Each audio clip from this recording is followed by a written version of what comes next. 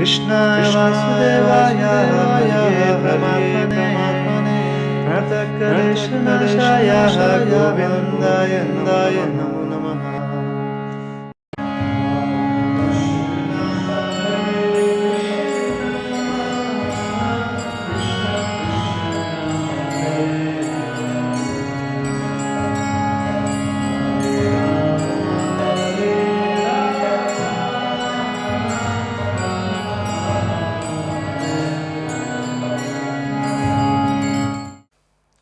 ओम अज्ञानतिमिरन्धस्य ज्ञानाञ्जनशलाकया चक्षुरुन्मिलितं येन तस्मै श्रीगुरुवे नमः।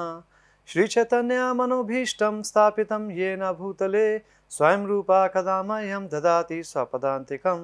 वाञ्छाकल्पतरुभ्यश्च कृपासिन्धुभ्येव च पतितानां पावनेभ्यो वैष्णवेभ्यो नमो नमः।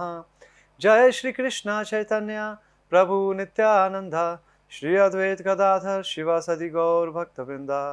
हरे कृष्णा कृष्णा कृष्णा हरे हरे, हरे राम राम राम हरे हरे।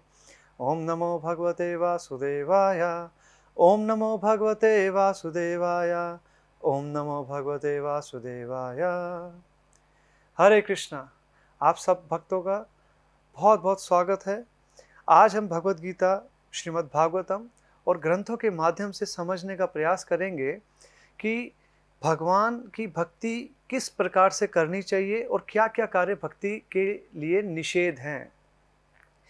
आज हम ये जो हमारा प्रोग्राम का नाम है शास्त्र सार, शास्त्र सार का ये नाम इसलिए हमने लिया कि हम जो सारे के सारे जो ग्रंथ हैं उसके सार के ऊपर केवल चर्चा करें, और सारे ग्रंथों का केवल एक ही सार है कि किस प्रकार भगवत भक्ति जीव करे, किस प्रकार भगवान के प्रति प्रेम करे, जीव का प्रेम बढ़े। शास्त्र का सार ये नहीं है कि किस प्रकार कार्य करने से भौतिक उन्नति हो, किस प्रकार कार्य करने से पुण्य प्राप्त हो। जो भगवान जीव है और जो परमात्मा है, ईश्वर है, उसके बीच का जो संबंध है उसमें केवल प्रेम ही आधार है, उसमें किसी भी प्रकार का व्यापार नहीं है।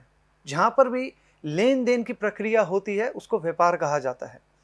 तो श्रीमद् भगवद गीता में केवल शुद्ध भक्ति की बात हो रही है। अगर आप भगवद गीता को ध्यान पूर्वक समझेंगे तो इसमें कुछ ऐसा नहीं बताया गया कि तुम अर्जुन ऐसे कार्य करो तो इससे तुम्हारी भौतिक उन्नति होगी, अर्जुन ऐसा कार्य करो तुम्हारी नौकरी लग जाएगी, अर्जुन ऐसा कार्य करो तुम राजा बन जाओगे, अर्जुन ऐसा कार्य करो तुम बहुत स्वस्थ रहोगे, अर्जुन ऐसा कार्य करो तुम्हारे परिवार के अंदर सुख शांति संपन्नता रहेगी। नहीं, केवल भगवान ने अर्जुन को बोला है कि अर्जुन तुम वो कार्य कर रहे हो जिसमें मेरी प्रसन्नता है, जिस कार्य में भगवान की प्रसन्नता हो केवल वो ही भक्ति कहलाती है।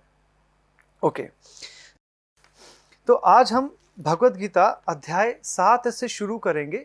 अध्याय 7 और अध्याय 9 में से कुछ कुछ श्लोक हम लेंगे और कुछ और भी श्लोक लेंगे जो हमारे को सपोर्ट करेंगे कि भक्ति में हमें क्या क्या कार्य करने चाहिए। देखिए, पिछले सप्ताह हमने जब पढ़ा था तो हमने ये पढ़ा था कि जो एक गुरु है और जो एक शिष्य है, दोनों की योग्यता का आधार एक ही है। वो क्या है? वाचो वेगम ममसा क्रोधा वेगम। ये जो उपदेशामृत है इसका पहला श्लोक, वाचो वेगम ममसा क्रोधा वेगम जीवा वेगम उदर पृष्ठ वेगम एतान वेगान यो विषितः धीरा सर्वम अपि माम पृथ्वीम सा शिष्यात्। जिस गुरु और जिस शिष्य के पास ये गुण है तो वो शिष्य बनने योग्य हैं और गुरु बनने योग्य हैं। क्या उसके गुण होने चाहिए? कि जो व्यक्ति अपनी जो जबान है, जिह्वा, उसको संयमित करता है, नियंत्रण में रखता है। जो व्यक्ति भौतिक जो उसकी इच्छा है, मानसिक जो उसकी इच्छा है उसको नियंत्रित रखता है। जो व्यक्ति अपने क्रोध को नियंत्रण में रखता है, क्रोध को खत्म नहीं करना है। क्रोध को शास्त्र नहीं बोलता कि क्रोध को खत्म कीजिए, क्रोध का नियंत्रण हमारे पास होना चाहिए। हमें पता होना चाहिए, एक साधक को पता होना चाहिए कि क्रोध कहाँ करना है, कहाँ नहीं करना। उसका उदाहरण था, सबसे अच्छा उदाहरण श्री हनुमान जी। हनुमान जी को लंका में प्रताड़ना हुई, उनको बहुत बहुत अपशब्द कहे गए। हनुमान जी ने किसी को कुछ नहीं कहा। हाँ, जब उनके इष्ट के विषय में अपशब्द कहे गए तब उन्होंने पूरी लंका को जला दिया, स्वाहा कर दिया। तो वो था क्रोध का सही इस्तेमाल। उनको जब उनके ऊपर प्रताड़ना हुई तो उन्होंने कुछ नहीं कहा, वो हंसते रहे। और जब उनके इष्ट स्वयं भगवान श्री राम के ऊपर जब प्रताड़ना और अपशब्द कहे गए, पूरी लंका जला दी। तो इसी प्रकार से भक्त को कोई गाली दे, कुछ भी परिस्थिति हो, भक्त कभी भी क्रोध नहीं करता। हाँ, जब उसके इष्ट, जब सिद्धांत के ऊपर बात आती है, तब आपको नियंत्रित क्रोध का इस्तेमाल करना चाहिए। उसके बाद है कि आपके जो खाने पीने की जो इच्छाएं हैं, जो आपके उदर की जो इच्छाएं हैं कि पेट भर जाए, ओवर ईटिंग हो रही है व्यक्ति की, बहुत ज़्यादा खा रहा है, तो मांसाहार खा रहा है, तला हुआ खा रहा है, बहुत ज़्यादा मसालेदार खा रहा है, तो वो उसको नियंत्रण में रखना चाहिए एक साधक को। और गुरु हैं और चाहे वो शिष्य है, दोनों के दोनों ही साधक हैं, जब तक भगवत प्राप्ति ना हो जाए।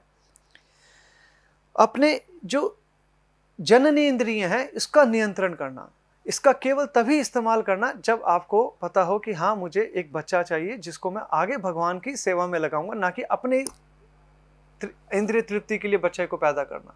हाँ, कि बच्चा होगा, मैं उसको सारा जमीन जायदाद दूंगा, अपनी वसीयत दूंगा, सब दूंगा। बच्चा इसलिए नहीं होता कि वंश आगे बढ़ेगा। आप देखिए, हजारों करोड़ों सालों से कितने राजा आए, कितने गए, और कितने वंश चले और कितने खत्म हो गए, उससे कोई प्रभाव नहीं पड़ा इस पृथ्वी पे। तो जिस व्यक्ति के पास ऐसे गुण हैं, जो अपनी जबान को, जीवा को, क्रोध को, अपनी इंद्रिय जो होता है जननी इंद्रियों को कंट्रोल में करे, नियंत्रण में करे, ऐसा व्यक्ति गुरु बन सकता है, ऐसा व्यक्ति ही शिष्य बन सकता है। उसके बाद आ गया कि ऐसे 6 कार्य करना कि जिसके माध्यम से आप भक्ति को में आगे बढ़ सकते हैं। ऐसे 6 कार्य करना जिसके माध्यम से आप भक्ति में गिर जाएंगे, तो हम उसके विषय में पढ़ेंगे। फिर हमने अगला श्लोक पढ़ा था, अत्याहार प्रयासश्च प्रजल्पा नियमाग्रह जन संज्ञा लौल्यम च शब्द भक्ति विनाश्यति। ये 6 प्रकार के गुण हैं जिससे व्यक्ति का विनाश हो जाएगा। आप किसी भी स्थान पर रहिए, आप वृंदावन रहिए, आप अमेरिका रहिए, आप फ्रांस रहिए, इटली रहिए, चाइना, कहीं भी रहिए, अगर ये नियम आप पालन कर रहे हैं शास्त्र के दिए हुए, तो कहीं भी आप रहेंगे, वहाँ पर रहते हुए आप भक्ति में उन्नति करेंगे। और अगर इन नियमों को आप तोड़ते हैं तो भक्ति में आप गिर जाएंगे। वो क्या नियम है कि बहुत ज़्यादा पैसा धन इकट्ठा करना, बहुत ज़्यादा खाना खाना, बहुत, भगवत गीता बताती है, बहुत ज़्यादा खाना खाना, बहुत कम खाना खाना आपकी भक्ति को प्रभावित करता है। उसके बाद भगवान बता रहे हैं, शास्त्र बता रहा है कि बहुत ज़्यादा प्रयास करना किसी भौतिक वस्तु को पाने के लिए। ऐसे प्रयास में व्यक्ति अपना जो ये बहुमूल्य जो जीवन मिला है, जिस जीवन को केवल हरि भक्ति करने के लिए हमें दिया गया है, उसको हम खराब कर लेते हैं किसी भौतिक वस्तु विशेष को पाने के लिए। बहुत ज़्यादा प्रयास करते हैं, उससे हम अपने जीवन का बहुत साल जीवन के खराब कर देते हैं। उसके बाद है प्रजल्पा। प्रजल्पा मतलब अनवांटेड टॉक्स, कि आपका जो विषय भी नहीं है, उस विषय के ऊपर भी आप बोल रहे हैं कि सरकार को ऐसा करना चाहिए था, सरकार को ऐसा करना चाहिए था, हमारे मोहल्ले वाले सब बुरे हैं, हमारे देश वाले बुरे हैं। देखिए, जिस व्यक्ति को भक्ति में उन्नति करनी है, वो सिर्फ अपने विषय पे ही ध्यान केंद्रित करेगा, वो संसार में क्या चल रहा है उसे भूल जाता है। मैं तो बोल रहा हूँ, ये भक्ति की बात है। जिस व्यक्ति को भौतिक उपलब्धि भी कुछ चाहिए होती है, किसी को बहुत बड़ा अधिकारी बनना है, आप उसे ऐसे एक विद्यार्थी को भी देखिए, वो सारे अपने रिश्तेदारों को, वो सारे आसपास जो संसार में चल रहा है उसको भूल के एक चित होके, एकाग्रचित होके वो अपना पढ़ाई करता है और अपने लक्ष्य की प्राप्ति करता है। और यहाँ पर जो लक्ष्य है, सबसे बड़ा लक्ष्य है हरि भक्ति, हरि की प्राप्ति करना। तो इसके लिए हमें इस नियम को बहुत ज़्यादा अच्छे से पालन करना पड़ेगा। चौथा है कि कोई भी ऐसा आप आध्यात्मिक कार्य कर रहे हैं जिसमें कि आपको उसका अर्थ नहीं पता, उसमें आपको पता नहीं कि वो कार्य करने से आपको आध्यात्मिक उन्नति मिलेगी या नहीं मिलेगी। कि परंपरा में कोई कार्य करते आ रहे हैं, हमारी जी 5 परंपरा से हम ऐसे काम कर रहे हैं, हम तो हमें ये कार्य को करना है, पूजा पाठ, तो ऐसे कार्य से कोई आध्यात्मिक उन्नति नहीं होती। क्या है? नियम आग्रह कहा गया, शास्त्र की भाषा में से नियम आग्रह कहा गया कि आप कोई व्रत कर रहे हैं, आप कोई जप कर रहे हैं, कुछ भी कर रहे हैं, लेकिन आपको उसमें आध्यात्मिक उन्नति के विषय में नहीं पता। जैसे होता है कि अब बहुत भारत में छोटे छोटे जिले कस्बों के अपने नियम कानून होते हैं, जिसको वो अध्यात्म से जोड़ के देखते हैं कि आज होली है तो उसमें जाके चौराहे के बीच में लकड़ी को जला देंगे तो इससे कुछ होगा। लेकिन उनको ये नहीं पता कि हमारी आध्यात्मिक उन्नति क्या हो रही है, उसका पीछे का अर्थ नहीं पता कि ये कार्य अगर कर रहे हैं तो इससे हमारे क्या दोष खत्म होंगे और किस प्रकार से हम आगे भक्ति में बढ़ेंगे। अब उसके बाद आ गया कि जो सांसारिक बुद्धि, सांसारिक प्रवृत्ति के लोग हैं, उनका संग करना, associating with the worldly minded persons who are not interested in Krishna consciousness, उन लोगों का संग करना जो कि भगवत भक्ति में जिनका कोई रुचि नहीं है। जब आप ऐसे रिश्तेदारों का, ऐसे मित्रों का, ऐसे पड़ोसियों का, ऐसे अपने साथियों का आप संग करते हैं तो उससे आपकी भक्ति का विनाश होता है। देखिए, अगर आपको एक बहुत अच्छा क्रिकेटर बनना है तो आपको क्या करना पड़ेगा, उस जगह पे जाना पड़ेगा जहाँ पर सब लोग क्रिकेट खेलते हैं, वहाँ पर क्रिकेट के ही टीचर हैं, आपके साथीगण भी, कोई अच्छा बॉलर है, कोई अच्छा फील्डर है। ऐसे जगह पे नहीं जाना पड़ेगा जहाँ लोग फुटबॉल खेल रहे हैं या फिर टेनिस खेल रहे हैं। अगर आपको हरि भक्ति करनी है, अगर आपको हरि की प्राप्ति करनी है, अगर आपको भगवान से मिलना है इस जन्म को, इस शरीर को त्यागने के बाद, तो आपको केवल भक्तों का संग करना पड़ेगा। आपको उन लोगों का संग करने से कुछ नहीं मिलेगा जो कि केवल भौतिक जीवन की, दैनिक जीवन में व्यस्त हैं, जिनको भक्ति से कोई लेना देना नहीं है। और जो तीसरा इसमें एक सबसे इंपॉर्टेंट जो इसमें एक पॉइंट है वो है कि भौतिक उपलब्धि के लिए बहुत लालची बन के रहना। देखिए, देवताओं की और राक्षसों की दो माएँ थी। उनके पिता हैं कश्यप ऋषि, माँ का नाम है अदिति, देवताओं की जो माँ है, और दिति जो है वो राक्षसों की माँ है। अदिति और दिति एक देवताओं की माँ है, एक राक्षसों की। तो इसी प्रकार से ये दो बहनें थी, और इसी प्रकार से नीड और ग्रीड भी दो बहनें हैं। एक तो है ज़रूरत और एक है लालच। लालच और ज़रूरत के बीच में एक बहुत महीन लाइन है। ये जो लकीर है ना, इस लकीर को इस तरफ आ जाएंगे तो लालच हो जाएगा, इस तरफ आ जाएंगे तो ज़रूरत रहेगी। तो शास्त्र हमें सिखाता है कि हमें केवल वो कार्य करना चाहिए जिससे हमारी भौतिक ज़रूरतें पूरी हों, लालच नहीं करना चाहिए। लालची व्यक्ति का जीवन में कोई ऐसा कार्य नहीं जिससे उसको संतुष्टि मिले। उसका जीवन केवल और केवल बर्बादी की तरफ बढ़ता है।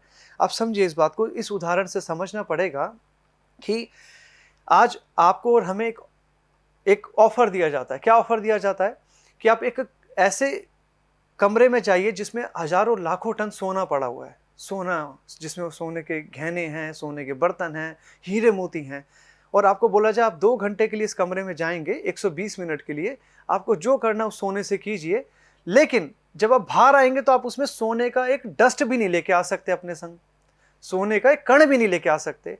तो केवल मूर्ख व्यक्ति ही ऐसी जगह पे जाएगा और अपने 120 मिनट खराब करेगा। तो ये भौतिक संसार भी ऐसा ही है। इसमें व्यक्ति की जो भी अवधि है जीवन की, 50 साल, 20 साल, 30 साल, 40 साल, 80 साल, कितना मर्जी प्रयास कर ले, कितने बड़े महल खड़े कर ले, कितना बड़ा व्यापार कर ले, कितना मर्जी धन को एकत्र कर ले, लेकिन मृत्यु के समय आपको एक कण भी आप अपने संग नहीं लेकर जा सकते अगले जीवन की तरह, अगले जीवन के लिए। शास्त्र कहता है मृत्यु सर्वेश हरिश्चम, मतलब कि मृत्यु जो होती है सब कुछ आपका हर लेती है। तो इसी प्रकार से मृत्यु के समय सब कुछ हमसे हर लिया जाएगा। ये वो ही कमरा है जिसमें आप जाएंगे, सोना हीरे के गहने हैं, सब कुछ है उसमें, लेकिन जब आप कमरे से बाहर आएंगे तो कुछ भी नहीं लेके आ सकते अपने संग। तो व्यक्ति को समझना चाहिए, एक जो भगवान का भक्त होता है वो सबसे ज्यादा बुद्धिमान होता है। उसको पता है कि उसको कब क्या कार्य करना है, उसको पता है कि क्या कार्य को करना चाहिए, क्या कार्य को नहीं करना चाहिए। तो अब हम वो 6 नियमों को पढ़ेंगे जिससे कि भक्ति की वृद्धि होती है। उत्साह निश्चय धैर्य तत्त कर्मत परिवर्तनात् संग त्याग सतोव्रत शब्दिर भक्ति प्रसिद्ध्यति। ये ऐसे 6 प्रकार के कार्य हैं जिसको करने से क्या होगा कि भक्ति में प्रसिद्धि मिलेगी, भक्ति में हमें सिद्धि मिलेगी। अब वो कैसे हैं? हमेशा उत्साहित होता है एक भक्त। आप देखेंगे जो एक भगवान की साधना कर रहा है, जो एक साधक है, उसके अंदर हमेशा एक बहुत ज्यादा उत्साह होगा, इतना ज्यादा उत्साह होगा उसके अंदर कि लोगों को लगेगा कि ऐसा क्या ये करता है कि जिसमें इसमें इतना उत्साह है जीवन के प्रति। क्यों? क्योंकि वो श्री हरि की भक्ति कर रहा है। वही उत्साह का सबसे बड़ा कारण है।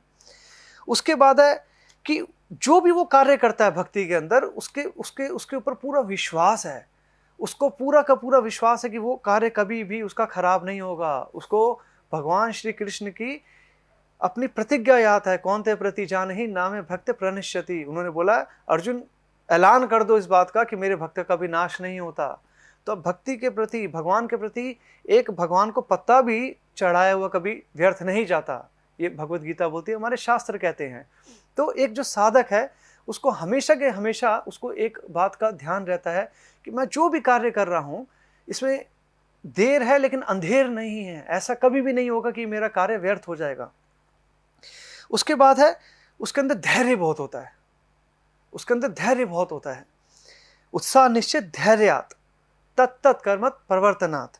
उसके बाद है, जो भी वो कार्य करेगा वो शास्त्रों के आधार के ऊपर करेगा। वो एक साधक कभी भी ऐसा कार्य नहीं करता जो कि शास्त्रों के बाहर जाके हो। यह चौथा एक नियम है जो भक्ति में आगे बढ़ता है। और शास्त्रों के नियम क्या है? जो नवधा भक्ति होती है, क्या है? श्रवणम कीर्तनम विष्णु स्मरणम। जो श्रवण है, कीर्तन है, विष्णु का स्मरण है। अर्चनम वंदनम दास्यम साख्यम आत्मनिवेदनम पाद सेवनम। ये नवधा भक्ति के 9 अंग होते हैं। किसी भी अंग को पकड़ के व्यक्ति हरि तक पहुंच सकता है। उसके बाद है संग त्याग स्वतो व्रते। जो अभक्त होते हैं कभी भी उनका संग नहीं करना, कभी भी अभक्तों का संग नहीं करना, ये सबसे बड़ा नियम है भक्ति का। उसके बाद है कि ऐसे लोगों से सदैव दूरी रखना जो कि आपकी भक्ति को खत्म कर दें। साधु का क्या गुण होता है? दर्शन पवित्र करे, यही तुम्हारा गुण। साधु का क्या होता है? जैसे आप साधु के दर्शन करेंगे, दर्शन करने मात्र से ही आपके अंदर एक इच्छा प्रकट होगी, हाँ मुझे भी इसके जैसा बनना है, हाँ मुझे भी थोड़ी भक्ति करनी है। मैं बोल रहा हूँ, राक्षस से राक्षस जीव के हृदय में भी साधु के दर्शन करने के बाद विनम्रता आ जाती है। उसके अंदर एक इच्छा आती है कि धर्म का ज्ञान आ जाता है, उसके अंदर धर्म के प्रति संवेदनशील हो जाता है ऐसा व्यक्ति। तो इसे बोलते हैं साधु का संग करना। और जो कर्मी लोग होते हैं, जब हम कर्मी लोगों का संग करते हैं, इसमें क्या होता है कि आप कितने भी अच्छे भक्त होंगे ना, किसी भी माध्यम से आप उनको सुनेंगे, चाहे आप टेलीविजन पे देखिए, चाहे आप मोबाइल पे देखिए, चाहे आप उनको साक्षात में मिलिए, तो आप जैसे उनका संग करेंगे तो आपका जो भगवान है उसके प्रति श्रद्धा कम होगी, जो आपका उत्साह है भक्ति के अंदर वो कम हो जाएगा, आपके अंदर भौतिक इच्छाएं बढ़ने लगेंगी। अब देखिए, सत्संग का अर्थ क्या होता है? सत्संग का अर्थ होता है कि आपने कुछ सुना और वो आपने अपने हृदय में धारण कर लिया, अपने मस्तिष्क में धारण कर लिया।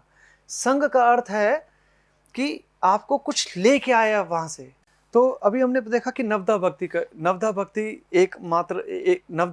एक और साधन है जिसके माध्यम से हम हरि भक्ति कर सकते हैं। उसके बाद 5वां नियम है कि कर्मी लोगों का, जो वर्ल्डली माइंडेड लोग हैं, जो भौतिक, जिनकी इच्छाएं हैं बहुत ज़्यादा, जो व्यसन में ग्रस्त हैं, ऐसे लोगों का कभी संग नहीं करना चाहिए। देखिए, आपको समझ आएगा जब आप किसी एक भक्त से मिलेंगे, उसकी वेशभूषा कैसी भी है, जो ऐसा व्यक्ति है, ऐसा जीव है जो कि भगवान का चिंतन करता है, भगवान के दिए हुए मार्ग पे चलता है एकदम कट्टरता से। कट्टरता बहुत ज़रूरी है। कट्टरता का ये अर्थ नहीं है कि आप हिंसक हो जाए। कट्टरता का अर्थ है आप जो भी कष्ट देंगे वो अपने आप को देंगे अपने लक्ष्य तक पहुंचने के लिए। कट्टरता का अर्थ है कि आप तप में बहुत ज़्यादा कट्टर हैं, आप अडिग हैं। कट्टरता का अर्थ नहीं है कि जो मेरे रास्ते को नहीं मानेगा उसकी मैं गर्दन उतार दूंगा। तो कट्टरता से जब आप इस नियम को पालन करते हैं तो आपको भगवान की भक्ति मिलती है। जैसे जो व्यसन में ग्रस्त लोग हैं, जैसे आप उनसे मिलेंगे, आपके जो भी भक्ति है, जो भी भक्ति करने की इच्छा है, उसमें कमी आ जाएगी।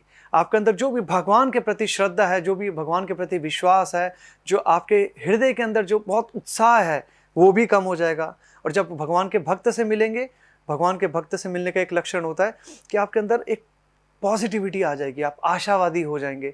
आपके अंदर भी आएगा कि हाँ मुझे भी ऐसा व्यक्ति बनना है, हाँ मुझे भी भक्ति करनी है।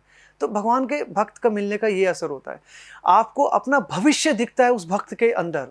तो ये भगवान के भक्त का लक्षण होता है।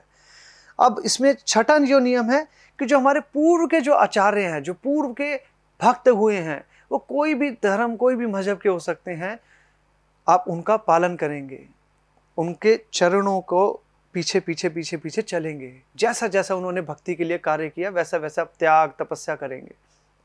अब इन जो 6 नियमों को पालन करेगा वो व्यक्ति भक्ति में बहुत आगे बढ़ेगा। अब इसको एक बहुत ज़्यादा शास्त्र के एक उदाहरण से समझते हैं। ये उदाहरण है हमारा रामायण से।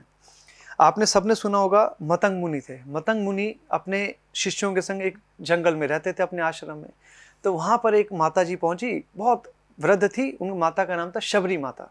अब शबरी माता जब मतंग मुनि के आश्रम पहुंची तो उन्होंने मतंग मुनि को गुरु स्वीकार किया, मतंग मुनि ने उन्हें अपना शिष्य माना और मतंग मुनि ने उन्हें दीक्षा दी, शिक्षा दी और एक ऐसा नियम है कि सन्यासी कभी भी ऐसी जगह पे स्थान पे नहीं रहता जहाँ पर एक स्त्री हो। ऐसा नहीं है कि स्त्रियों के अंदर कोई दोष है, एक सन्यास का नियम है, भक्ति के नियम है। जब हम नियम कायदे का पालन करेंगे उससे हमें हमारे लक्ष्य को प्राप्त करने में ज़्यादा आसान होगा, आसानी से हम अपने लक्ष्य को प्राप्त करेंगे। तो जब मतंग मुनि ने उनको दीक्षा और शिक्षा दी, उसके बाद मतंग मुनि अपने अन्य शिष्यों के संग उस स्थान को छोड़ के चले गए। अब देखिए माता शबरी के यहाँ पर ये जो हमने 6 नियम पढ़े हैं, उत्साह निश्चय धैर्य तत्त कर्म प्रवर्तनात् संग त्याग सजोव्रत शब्द विभक्ति प्रसिद्ध्यति। और ये जो 6 नियम है माता शबरी ने अपने जीवन में बहुत अच्छे से पालन किए। वो नियम क्या है कि माता शबरी को जब उनके गुरु बता के गए, आप इस प्रकार से नवधा भक्ति कीजिए, क्योंकि भक्ति करने का एक तरीका ही नवधा भक्ति के अंदर आएगा। कहीं बाहर से और कोई तरीका नहीं मिल सकता कभी भी कि आप कल्पना करके भगवान को पालेंगे, ऐसा नहीं होता। तो माता शबरी ने नवधा भक्ति करी। अब नवधा भक्ति में क्या होता है? श्रवण होता है, कीर्तन होता है, वंदना होती है, अर्चना होती है, आपको आत्मनिवेदन होता है, पाद सेवनम होता है। तो भक्ति के 9 अंग है जिसमें आप भगवान को हर एक अंग के अनुसार प्रसन्न करते हैं। आप श्रवण करेंगे सिर्फ हरि के विषय में, आप जो भी बोलेंगे वो हरि के विषय में होगा। आप भगवान के एक विग्रह की सेवा करेंगे, आप भगवान का पूर्ण रूप से उस विग्रह को भगवान साक्षात मान के आप समर्पित हो जाएंगे। तो ये नवधा भक्ति के एक अंग हैं। आप माता शबरी को देखिए, आप उनके गुरु उनको बता के गए कि आप इस नवधा भक्ति को कीजिए, एक दिन राम आएंगे। उन्होंने ऐसा नहीं बोला था कि 2 साल बाद राम आएंगे, 5 साल बाद राम आएंगे, 100 साल बाद राम आएंगे। उन्होंने कोई शबरी माता को कोई डेट नहीं दी थी कि हाँ मेरे शिष्य आपको इस समय राम मिलेंगे। उन्होंने बोला आप इसका पालन कीजिए तो राम मिलेंगे। अब माता शबरी का रोज का क्या नियम था? सुबह सुबह उठे, आश्रम को साफ किया, भगवान के आसन को सजाया, जंगल गए, फल लिए, पत्ते लिए, फूल लिए, उस पूरे रास्ते को उसको सजाया। ये सालों साल का नियम था शबरी माता को। उनको डेट नहीं पता थी कि कब भगवान श्री राम उनके पास आ रहे हैं। ऐसा नहीं था कि जब आपने देखा होगा जब राम जी माता शबरी के आश्रम पहुंचते हैं तो पूरा फूलों से आसन बना हुआ था, माता शबरी के हाथ में फल थे जिसको वो भगवान को टेस्ट कर रही थी। माता शबरी उसको देख रही थी कौन सा फल मीठा है, कौन सा मीठा नहीं है। जो मीठा है उसको मैं भगवान को चढ़ाऊंगी जब भगवान है। क्यों? उनके पास विग्रह है, उस विग्रह और भगवान में कोई अंतर नहीं है। अब माता शबरी ने क्या किया? फूलों का रास्ता बनाया, भगवान का आसन सजाया, उसके ऊपर जल भगवान को समर्पित, जल भगवान के लिए ऑफर किया। अब इसमें ऐसा नहीं था कि माता शबरी सोच रही कि जब आएंगे राम, आधे घंटे पहले मुझे पता चल जाएगा जब राम आएंगे तो मैं बोलूँगी आप बैठिए, मैं पूरी तैयारी करती हूँ। नहीं, एक भक्त है वो हर दिन उस तरीके से साधना करता है, भजन करता है कि जैसे अगले ही क्षण उसको भगवान मिल जाएंगे और हमें भी नहीं पता भगवान कब प्रसन्न हो जाए हमसे। तो माता शबरी को देखिए, सालों साल वो कर रही हैं। अब देखिए, आप इमेजिन करके देखिए, आज हम बैठे हैं, 5 दिन तो दीक्षा के बाद हमारा एक भगवान को विग्रह की सेवा करेंगे, फिर लगता है कि कितने साल तक करेंगे, उत्साह कम हो जाता है। लेकिन माता शबरी का कभी भी उत्साह खत्म नहीं हुआ। उत्साह निश्चय धैर्य, उत्साह हर दिन था। देखिए, जिस व्यक्ति के अंदर उत्साह नहीं होगा ना, वो सुबह मंगला आरती के लिए नहीं उठ सकता। जिस व्यक्ति के लिए उत्साह नहीं होगा वो भगवान का विग्रह को स्नान नहीं करवाएगा। जिस व्यक्ति के लिए उत्साह नहीं होगा वो अपना मंत्र जाप भी नहीं कर पाएगा। तो उत्साह तो रखना ही पड़ेगा अगर हरि भजन करना है, हरि की प्राप्ति करनी है। तो माता शबरी ने क्या किया? उत्साह था उनके अंदर, निश्चय था कि मेरे जो गुरु ने बोला है वो ब्रह्म वाक्य है, वो अटल सत्य है कि राम आएंगे तो मतलब आएंगे ही आएंगे। अब जब आपको अपने गुरु की वाणी पे, भगवान की वाणी पे जब पूरा विश्वास होगा, पूरा भगवान के प्रति समर्पण होगा, तब आपके अंदर वो निश्चय आएगा, उत्साह, निश्चय, धैर्य। फिर भगवान कब आएंगे और आपको रोजाना वो कार्य करना है, नवधा भक्ति करनी है, तो उसके लिए आपको धैर्य की बहुत ज़्यादा ज़रूरत है। कि धैर्यशील व्यक्ति होता है कि वो रोजाना उत्साह और निश्चय को रखते हुए उस कार्य को करे जा रहा है। इसे बोलते हैं बीइंग पेशेंट। धैर्य बहुत ज़रूरी है भक्ति के अंदर। एक जो साधक होता है 25-25, 50-50 साल, 60-60 साल, 70-70 साल तक साधना करते हैं। एक बहुत महान संत हैं जो काशी में रहते हैं, उनकी आयु है लगभग 118 वर्ष की। आज के समय भी वो महान संत क्या करते हैं? अपने कुटिया से निकलते हैं, गंगा स्नान करेंगे, फिर काशी विश्वनाथ को जाके खुद वो लाइन में लग के वो अभिषेक करेंगे और उनकी साधना करते हैं। एक हमारे बहुत महान संत हैं सिया राम बाबा, आप देखिए 50-50, 60 साल, 70-70 साल तक वो उस भगवान की सेवा करते हैं। क्यों? उनके पास ये नियम है, उत्साह, निश्चय, धैर्य। ये आपको तीनों चीज़ें रखनी पड़ेंगी, उत्साह भी रखना पड़ेगा, निश्चय भी रखना पड़ेगा और धैर्य भी रखना पड़ेगा। और केवल ये भगवान का जो अच्छा साधक है, जिसको अपने गुरु पे पूर्ण समर्पण है, वही ऐसा व्यक्ति इन तीनों चीज़ों को रख सकता है अपने पास। और अब जब माता शबरी को देखते हैं तो उन्होंने रोजाना किया। अगर उनके पास उत्साह कम हो जाता, वो रहती अपने आश्रम में कि आएंगे जब राम तो तब देखा जाएगा, नहीं, रोजाना उन्होंने भगवान के लिए आसन बनाया, आश्रम को सजाया फूलों से रोजाना। फिर एक दिन भगवान श्री राम आए। आजकल तो हमारे जब गुरु आने होते हैं तो हमें पता चल जाता आधे घंटे पहले कि भैया आधे घंटे में हम लोग पहुंच रहे, तैयारी कर दो, हम कीर्तन करना शुरू कर देते हैं। नहीं, जब भगवान श्री राम एकदम सरप्राइज विजिट हुई, शबरी को नहीं पता था कि भगवान श्री राम आ रहे हैं। आज का दिन वही है जब भगवान और उसका मिलन होना है, वास्तविक प्रत्यक्ष जिसे बोलते हैं। तो जब भगवान पहुंचे तो क्या था, शबरी अपने भगवान के ध्यान में थी, उनको फल समर्पित कर रही थी, आसन अच्छे से था, पूरा आश्रम फूलों से सजा हुआ था और वो भगवान के भजन गा रही थी। तो एक भक्त की यही परिस्थिति होती है। एक भक्त डेली वही अभ्यास करता रहता है और एक दिन भगवान से जरूर मिलता है। जैसे माता शबरी को भगवान श्री राम मिले, इसी प्रकार से आज के समय में भी भक्तों को भगवान मिलते हैं प्रत्यक्ष। भगवान से ऐसा होता है, जो व्यक्ति अच्छे से भजन करता है वो फेस टू फेस भगवान से मिलता है। तो ये नियम भक्ति का बहुत ज़्यादा जरूरी है। उत्साह, निश्चय, धैर्य, तत्कर्म प्रवर्तनात्। कर्मी लोगों का कभी भी संग नहीं करना चाहिए। कर्मी लोगों का संग ऐसा है कि वो अच्छे से अच्छे साधक की भी भक्ति को पूरा विनाश करने का क्षमता है उनके पास। और एक भक्त के पास क्या होती है, बुरे से बुरे व्यक्ति को भी एक साधक बना दे, वो भगवान की भक्ति में चला दे। तो हमेशा हमें बचना चाहिए कि किसका संग कर रहे हैं। संग मतलब कि हम क्या सीख रहे हैं उससे। हाँ, संसारिक जीवन है, हमें अपने ऑफिस में बाहर बहुत लोगों से मिलना पड़ता है, लेकिन आप उसका संग मत कीजिए, आप उससे कुछ चीज़ सीखिए मत, आप उससे आकर्षित मत होइए। एक भौतिकवादी व्यक्ति ऐसा हो सकता है, बहुत महंगे घर में हो, बहुत महंगी गाड़ी में हो, बहुत उसके पास पैसा है, लेकिन आपको सदैव अपने जो इष्ट हैं उन पे ध्यान केंद्रित रखना है कि आपके इष्ट से ज़्यादा जो षड ऐश्वर्य हैं वो किसी के पास नहीं, उनसे ज़्यादा पैसे वाला कोई नहीं, उनसे ज़्यादा सुंदर कोई नहीं, उनसे ज़्यादा वैरागी कोई नहीं, उनसे ज़्यादा शक्तिशाली कोई नहीं है, उनसे ज़्यादा बुद्धिमान कोई नहीं है। तो आपको अपने इष्ट को पूरा ध्यान में रखना है। तो जब आपके इष्ट पे आपका पूरा ध्यान केंद्रित होगा तो किसी भी भौतिक व्यक्ति से आप आकर्षित नहीं होंगे। जब आप आकर्षित नहीं होंगे तो आप उसका संग भी नहीं लेंगे।